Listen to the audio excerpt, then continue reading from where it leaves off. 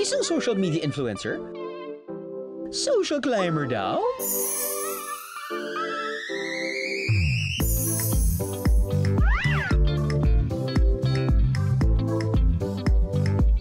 Spotted siya sa iba't ibang nagagandahang pasyalan sa kanilang probinsya.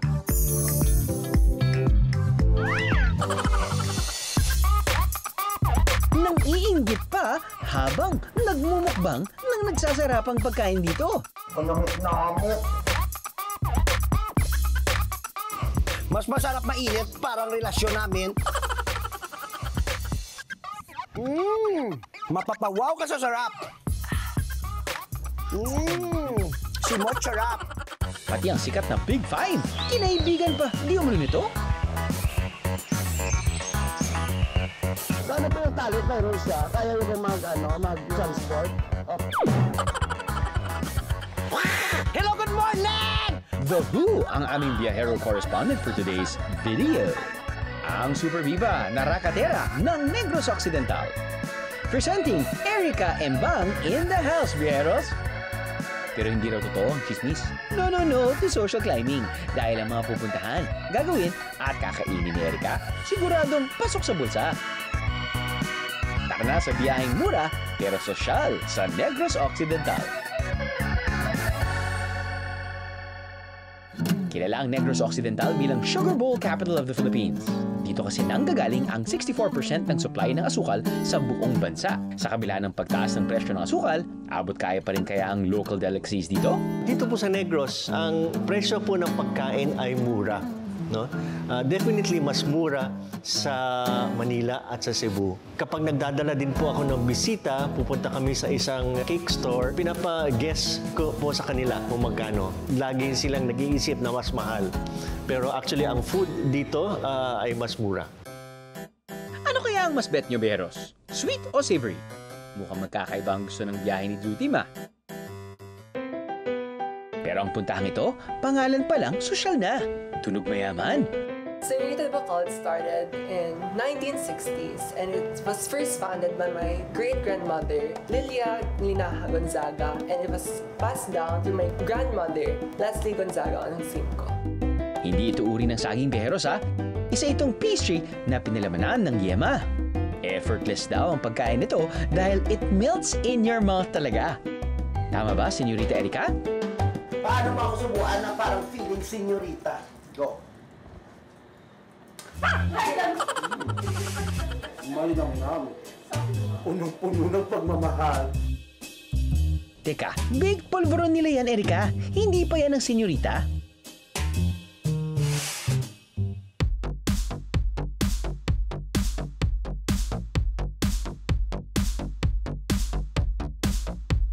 Bukod pa sa tikman tong senyorita na napakalasa. Ano pang mayroon dito? May senyorita ba kayo dito? 75 hanggang 210 pesos lang yan. Depende kung box of 8, 20 o 24 pieces ang bibili nyo. Isa pang produkto dito ay ang Glorias. Kapareho ng itsura ng kilala nating biskwit na pilipit, pero mas malambot at malasa raw ito. Pero kung next level sweetness ang hanap nyo, baka Señorita Ice Cream na ang sagot. Pangalan pa lang, tumaas ng sugar level ko, Bieros. Ito ang Señorita Ice Cream. Tikman mo. Yung nasa labas pa lang may lasa na. Tikman natin kung kaya bang ipaglaban sa Guinness World of Record Golden Buzzer.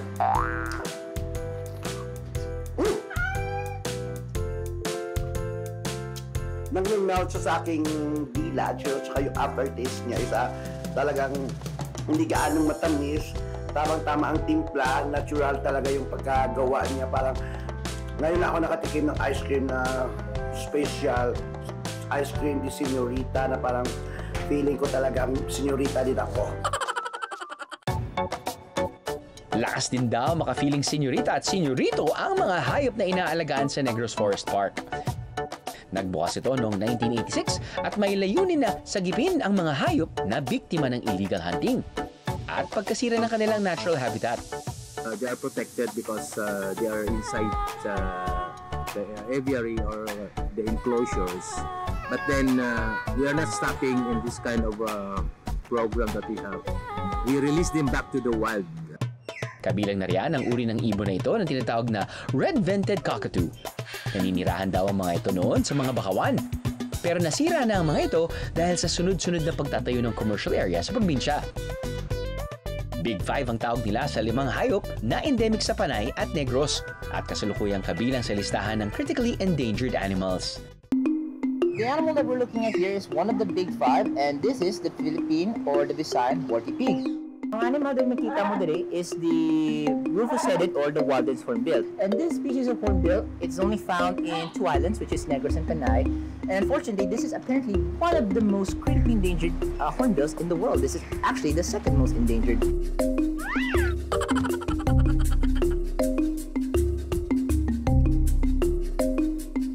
Apparently, the only wildcat makita mo diri sa Negros at sa Panay, hence the word Visayan. They have these spots which they use to camouflage sa mga leaf foliage kag sa mga forest deep jungle backgrounds. Kasama rin sa Big Five ang Negros bleeding heart pigeon at Visayan direct-tick hornbill. Mga biyaheros! Mag-animal keeper muna tayo.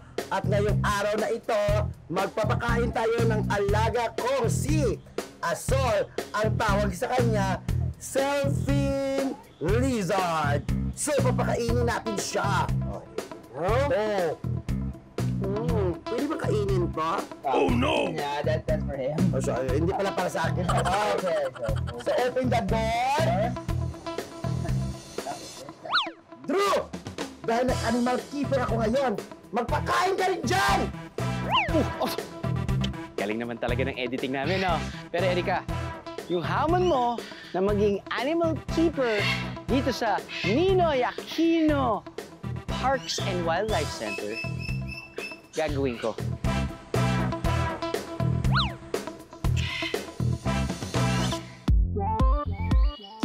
Maniniwala ba kayo na isang national park ang lugar na ito? Sa laki na halos 24 hectares, idineklara ito sa Expanded National Integrated Protected Area System o ENIPAS Act of 2018 or RA 11038 bilang isa sa 94 protected areas legislated in Congress. Ibig sabihin na nakalaan sa batas na dapat alagaan at ingatan ang mga hayop at halaman na matatagpuan dito.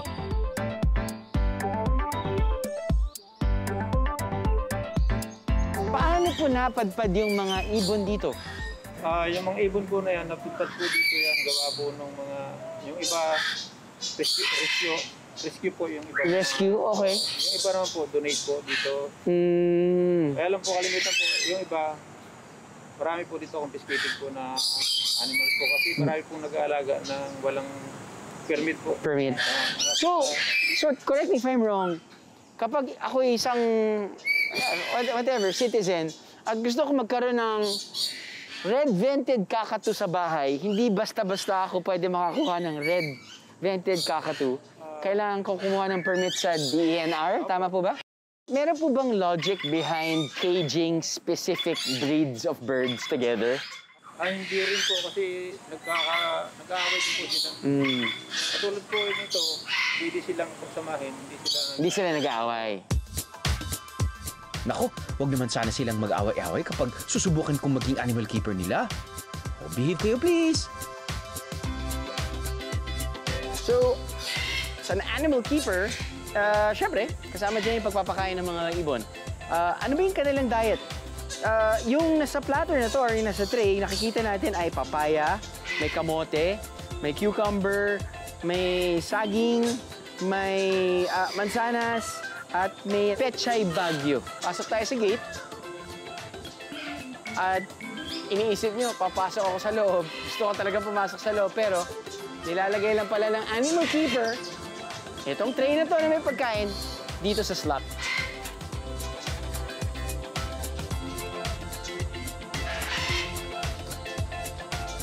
As an animal keeper, I should know to tell you, to inform you that once a day lang sila pinapakain. Nice one, Roger, Dahlia, Francis, and Susan. Uy, ano tayo? Para sa mga mahilig sa hayop dyan, malilibot ang buong lugar nito sa halagang 30 pesos lang. Pasok sa budget!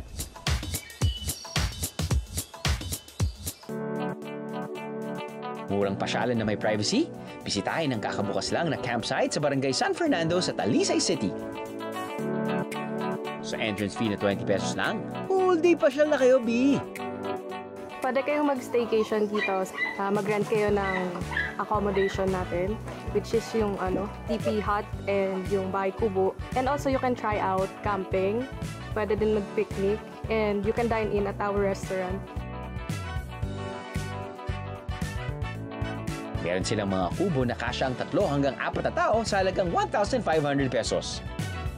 Meron din silang TP hut na kasya naman ang 2 hanggang 4 na tao sa halagang 1,200 pesos. Want to feel closer to nature? Pwedeng mag-camping sa halagang 100 pesos bawat biyahero.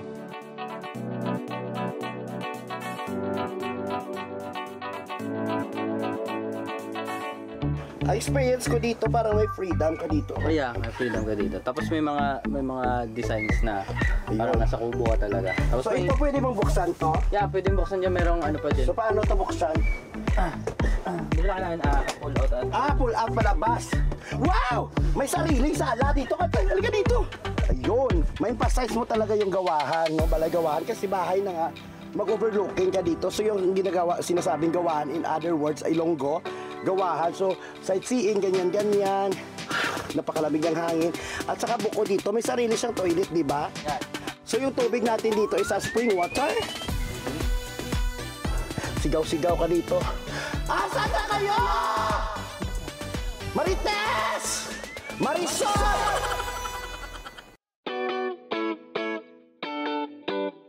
Perfect isaw-saw sa mainit na kape ang delicacy na ito na 1920s pa raw nang unang ipakilala sa Negros, ang Napoleones. Pero hindi na kailangan pang dumayo ng Bacolod para matikman to. Say no more dahil isang home-based baker ang gumagawa raw ng authentic Napoleones dito sa Metro Manila. First and foremost, I am so excited to feature Napoleones being done here. Because hindi ko alam kung alam nyo, we're big fans of Napoleones, lalo na the first time and the multiple times we featured Napoleones in Bacolod, of course, right? So parang it's our number one delicacy pasalubong to bring home to the family. Here you are. I heard na mukhang pandemic project to. Yes. So how did it start and why Napoleones? Yung Napoleones na-introduce sa akin through my father kasi favorite delicacy niya yun from Bacolod. Okay. Tapos every time na bumibili siya, siyempre nakikitikim kami. Correct. Then when the pandemic started, nawalan kami ng pagbibila ng Napoleones. Okay. So siyempre sa bahay lang. Right. Then so we craved for the delicacy. And naghanap lang kami sa internet ng recipes. And it's a tedious process because, you know, when we featured it, it's like, wow, ganyan pala gumawa niyan. Kasi layer after layer, and the room temperature has to be cold. Yes. Because you're talking about butter, tama ba? Yes. Very meticulous yung sa may puff pastry. But once naman na malaminate mo yun daw, that's what, yun yung tawag eh, lamination. Parang yung ID na laminate. Yes. So, once naman ma-baked siya, doon lumalabas yung layers ng puff pastry natin, which makes it very crispy. Yeah, crispy, puffy, airy, yes. So yes, then the other part ng Napoleones is yung custard, which is composed of egg yolks and milk. Okay. And yun yung nagbibigay ng creaminess sa buong dish. And gotcha. Yun yung nagbumubuo ng flavors. Pinatikim namin siya sa friends. Natanong namin, ano po yung feedback? So sabi niya, para akong bumili sa Rollies. So, okay. Tapos, ang isa sa mga compliment nila is hindi siya sobrang tamis. Kaya hindi mo siya titigilan ng pagkain. And then, pagdating naman sa flavors. Hanggang magkaroon ka ng diabetes, tama. I guess, titirahin na muna natin yung classic, which is the one that's got the glazed top.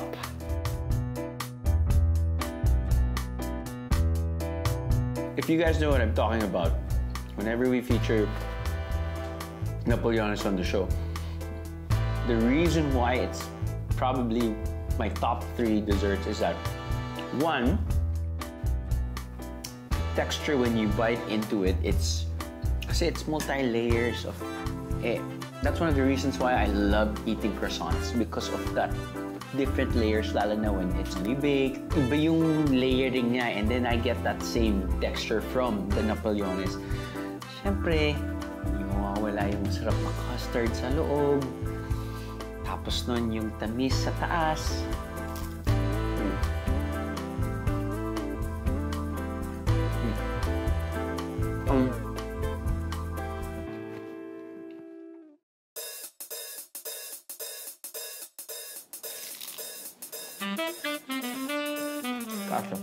Gotcha. It was a sin to start with something sweet. But although my mother, strip niya yung hindi sobrang tamis.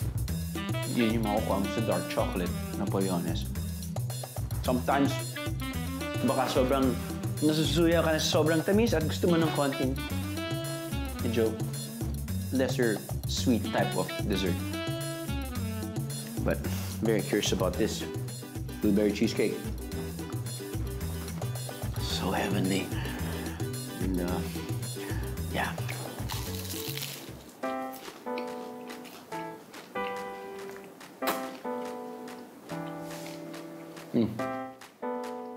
Hindi ko pa nalasahan eh. Hindi na tanggap.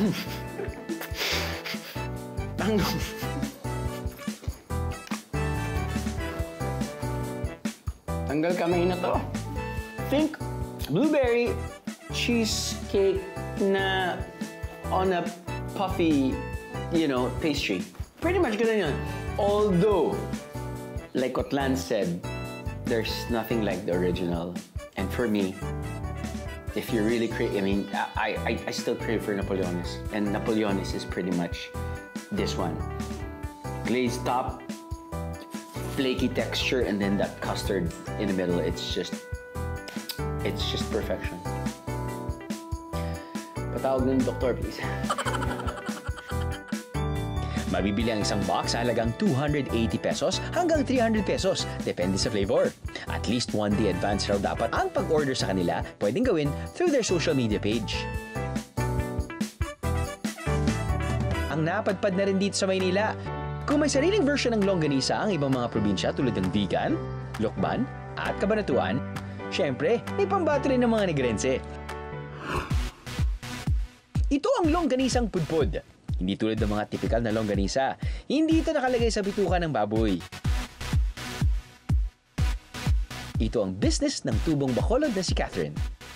Time nung pandemya, na-miss ko po ito. My uncle who is in Bacolod also sells this and carries the Greg's Chorizo Pudpud.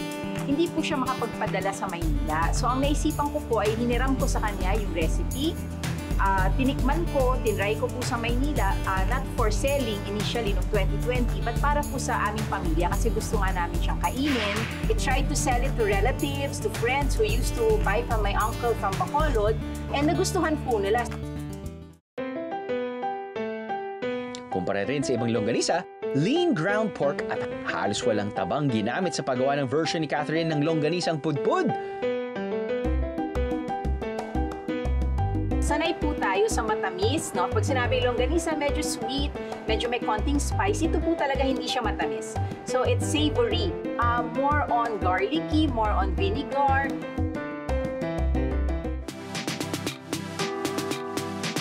It's a versatile meat. So, hindi lang po siya pang breakfast na iniisip po natin na ulam. In fact po, most of my customers, ang ginagawa po nila dito, binibili nila at ginagamit nila, for example, for paella, for pasta, for appetizers over bread. Marami din po nag-order sa akin na ginagawa nilang panggisa. Di po ba pag magigisa tayo ng gulay, titimplahan pa po natin. In this case, hindi na po kailangan kasi may timplado na po siya. Meron na silang dalawang variants, ang regular at reduced salt. At ang authorized reseller ni Catherine ay ang Manang Odds Foods na binibenta ito ng 365 pesos kada kalahating kilo. Kung iwas high blood ang usapan, hindi magpapatalo ang talabaryan. Aba, kilala yata ito na nakapagpapababa raw ng blood pressure. Ang isang bucket niyan sa kainan ito, 100 pesos lang.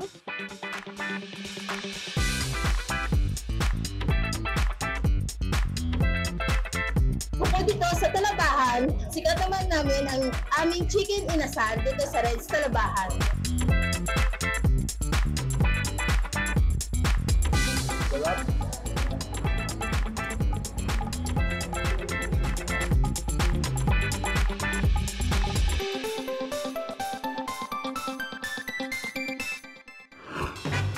Chicken inasal ba ang hanap nyo? Aba, ituturo sa inyo ng cameraman namin si Jeff kung paano kumain ito the Negrense way.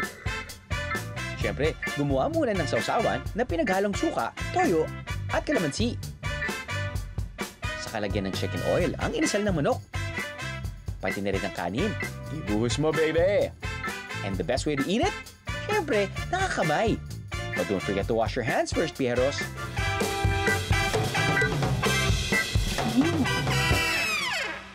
Bukod sa chicken inasal, iba't ibang klase na rin ng inasal ang matitikman dito sa atin. Nariyan ang pork belly inasal, tuna inasal,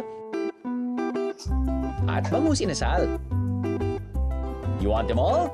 Available din ang kanilang salo-salo platter na may kasama pang tortang talong at itlog na maalat sa halagang 1,850 pesos. Kasya na yan sa 6 hanggang 8 gutom na biyeheros. Hey! Matatagpuan sa Western Visayas region ang Negros Occidental. Dito tumutubo ang isang uri ng puno na makikita rin sa Panay Island, ang batuan.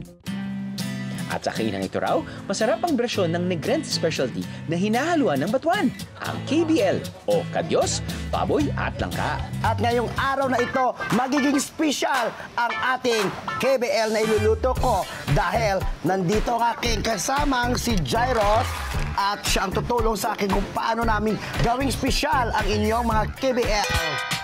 Pag kumulo-kulo na at saka medyo mainit na, ilalagay natin yung secret ingredients nating mantika. Tapos ibutang ang ahos para sa tao ang permi nagkakabanos. Tapos ilagay yung sibuyas para ang mga demonyo maglayas. Naniniwala ka ba pag ang baboy kinatay mo mayroon kang kaso? No. Piggery case ang tawag dyan. Piggery case. Aman mo yung luto kung KBL, may kaso ka. Ano? Atrivades. So ilalagay natin yung KBL.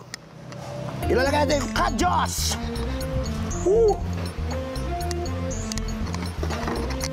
Ikot-ikot lang, ganyan-ganyan. Tanglad! Para yung aroma niya, lalong nagbibigay ng lasa, saka doon mo malalaman na hindi ka lang magaling magluto, masarap ka pa magmahal. Tapos ilalagay natin yung siling labuyo, pero tikman muna natin. Sige. Tikman muna natin! Ang anghang ko kasi. Kaya ko nga magmahal sa tao, hindi ako mahal, anghang pa. Langka na. Ilalagay na natin yung langka, sabaw. Pork stock. Yun! Balikan po natin after 25 years para maging malambot at magiging masarap ang ating KBL kapag boy lover. Habang hinihintay kumulo, titikman daw muna ni Erica ang sosyal na pagkain dito sa Timplada. Grilled pork belly with yellow tuna ceviche. Ano ba naman to? Napakasosyal naman ito. Waiter! Ano to? Ito po, yung sinuglaw. Kasi wala kang boyfriend. Wala kang love life. Basta masarap ang pagkain.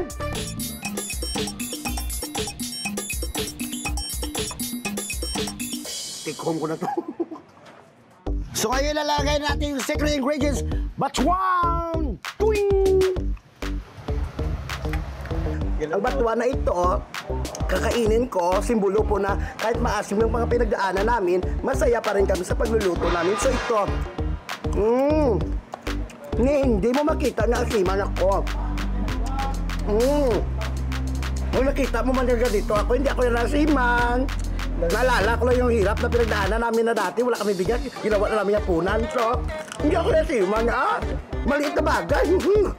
Abracadabra!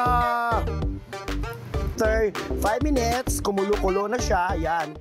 At ito na ang niluto kong KBL dito sa Timplada. Tikman nyo. At tikman ko rin.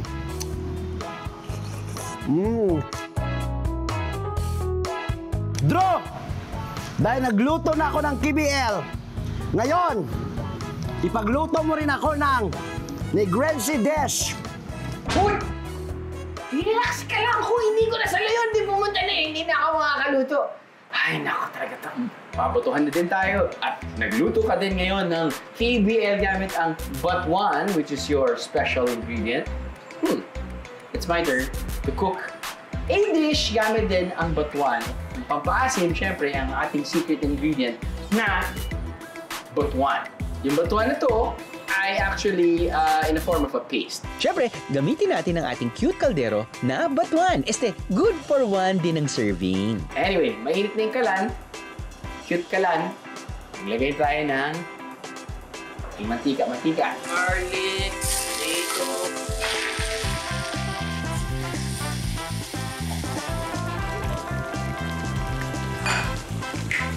Habang inaantay natin palambot, kailangan natin siguro ng pampakulay.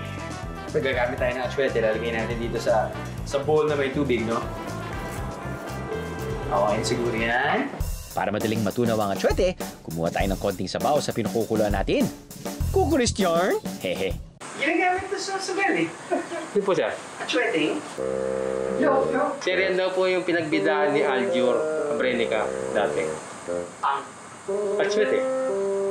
Bakit? Yung malawak siyang kita. Yung atsuete. Ayun po mata siguro hindi pa alam ko. Hindi pa. Ano to? Ego. Dito lang. Hindi po siya. Ito. May kapatid niya siya. Okay, ano ka pala yan? Chapusit. Natin ang atsuete. Pampakulay. I love it. Maglagay na rin tayo siguro ng Batuan paste. Now, usually, sabi nila, mga taga-Negros na chef, 1 tablespoon of Batuan paste is equivalent to 1 liter of water. So, ito, napaka-cute. Kalahati lang yata ito, wala pa. So, konti lang. So, okay ng konti, tapos magdagdag tayo later on. Isa sa sumobra at okay, maglagay tayo ng anyway, subukan pa rin natin. Adi na!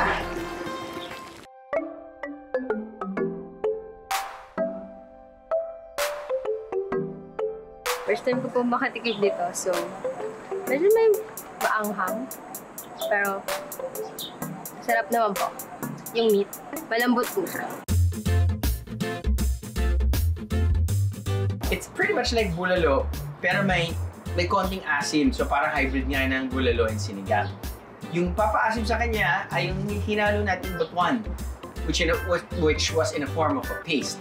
Now, ano ba yung, how do you compare yung sourness or yung asim ng Batuan compared to our normal sampalok na pagka-asim?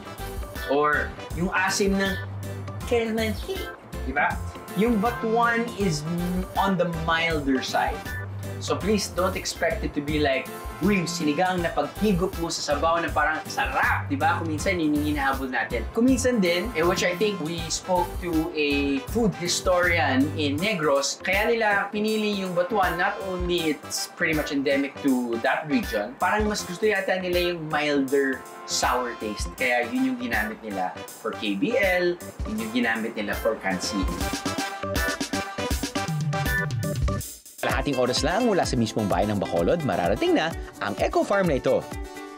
Malabagyo at Tagaytay daw ang fields dito dahil 2,200 feet above sea level ang taas nito.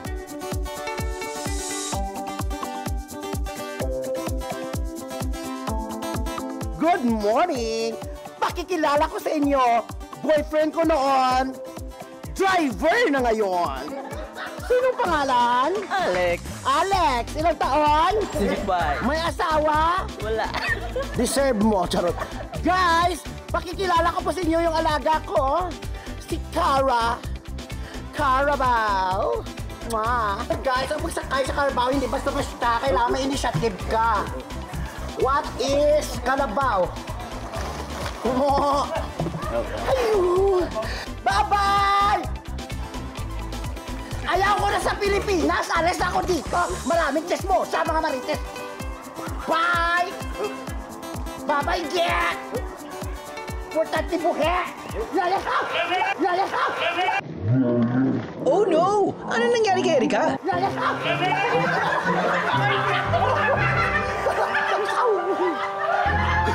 Minsan ang kalabaw, Chuse, ayaw nila ng sasakyan na sila gusto ng minsan ang kalabaw, kinakabayo din.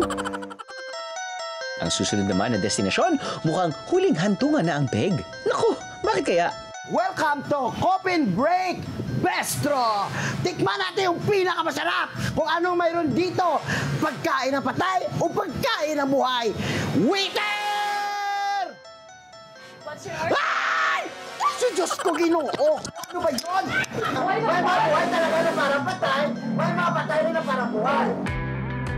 Yung specialty talaga namin dito is yung buffalo wings namin. So yung drinks natin walang dugo? Wala. O pero may dextrose. Charot.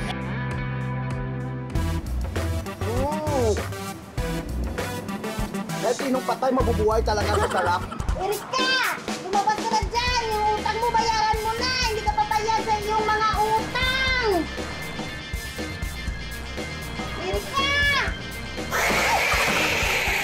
Kapag mga kilalang pasalubong mula Negros ang pag-uusapan, syempre, matik na kasama sa listahan ang piyaya.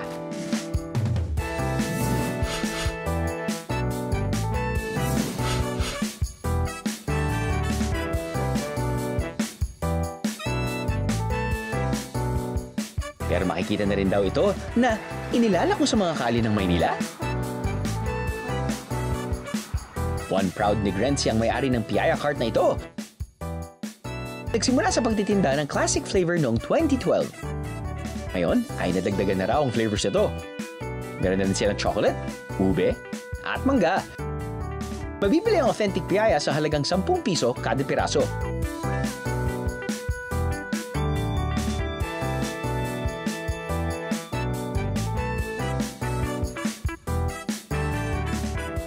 Patok sa mga dumadaan na naghahanap ng masarap at nakabubusog na panghimagas. Sabi nila, sulit daw po kasi 10 piso lang, tapos masarap na. Tsaka mainit-init pa po pag dinideliver sa kanila.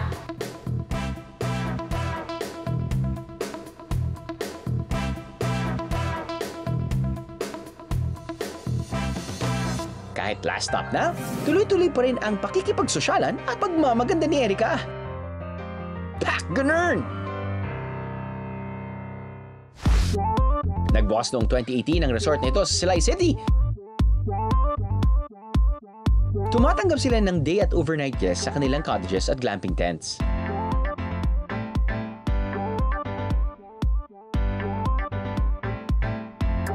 Balita ko, first time daw ni Erika makakapasok sa isang glamping tent. Kamusta kaya ang magiging experience niya? Mga biyaheros! Welcome to Yaya Mountain Resort! Ito pala yung sinasabing glam tent, no? Napaka-komportable yan. At saka 4. So pwede kang mag-overnight dito, matulog sa halagang 8,500 pesos kasama ng breakfast. At saka napansin ko dito, ito ang naganda ng mga design ng mga native na ano. Iba talaga yung dating ng glamping tent para sa akin. Parang gusto kong magpagawa nito sa bahay. Mare-recommend ko to sa mga sa family, couples, barkadahan. Kasi ano siya tahimik, tapos malamig, malayo sa crowd and sa ingay. O yan mga biyahero! Hindi lang puro bela makita mo, magandang tanawin at saka mga glamping. Mayroon din tayo pool na kung saan pwede mo iloblob ang sarili mo.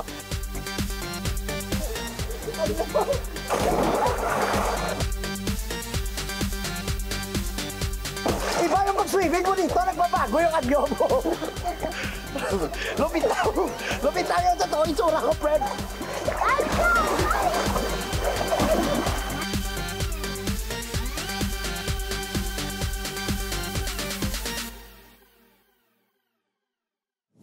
Mainit o malamig, to quench your thirst or pampainit ng katawan.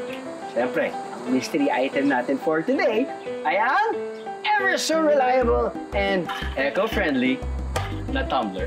Eva, nahulaan niyo ba ang Via Hula for tonight? Huwag niyo kalimutan, kailangan kasama sa picture ay ang tumbler, ako, at yun lang actually. So I'm gonna pose for 5 seconds, okay? 5, 4, 3, 2, 1. Kailangan nyo padalang yung entry dito lang sa website na to. Dito lang. Okay? Kapag pinadala nyo sa aming other social media accounts, nako, hindi po magiging valid ang entry nyo. Ano kaya ang susunod na mystery item? Hulaan nyo! Sa patuloy ng pagtaas ng presyo ng mga bilihin, doon tayo sa mas matipid at mura. Umaura at magmaganda ng naaayon sa laman ng wallet. Magmukhang sosyal nang hindi umaaray ang inyong budget. Mga pasyalan at pagkain hindi bubutas ng inyong bulsa. At masusulit pa ng buong pamilya.